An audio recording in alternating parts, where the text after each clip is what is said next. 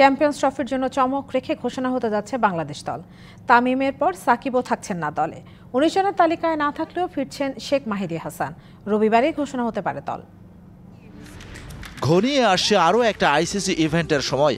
অন্যদের মতো ঘর গোছাচ্ছে বিসিবিও।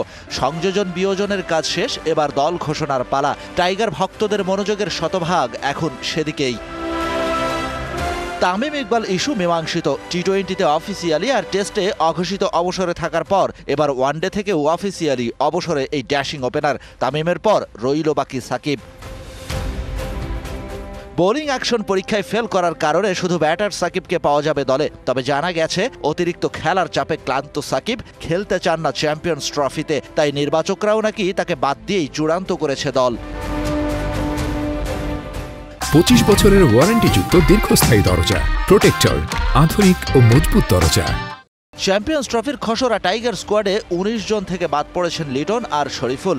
এছাড়া বাকি দুই একটা জায়গায় ফাইন টিউন বাদে বাকি সব ঠিকঠাক, তেমনটাই জানা গেছে। ওপেনিংয়ে তানজিদ তামিমের সাথে সৌম্য, মিডল অর্ডারে হৃদয় শান্ত, মুশফিক রিয়াদ। উইন্ডিজে দারুণ করা জাকের আলী অনিক প্রথমবারের মতো ওয়ানডের আইসিসি ইভেন্টে খেলতে যাচ্ছেন টাইগার জার্সিতে। আছেন মিরাজ, চূড়ান্ত নাসুম রিশাদের নাম। অফ ফর্মে থাকা শরীফুল বাদ, নিশ্চিত 4 পেসার। লিড দেবেন তাসকিন, থাকছেন রানা, তানজিম, সাকিব ও মুস্তাফিজ। মিরাজের ব্যাকআপ হতে যাচ্ছেন Sheikh Mahidi. Shahan Papon, DBC news desk.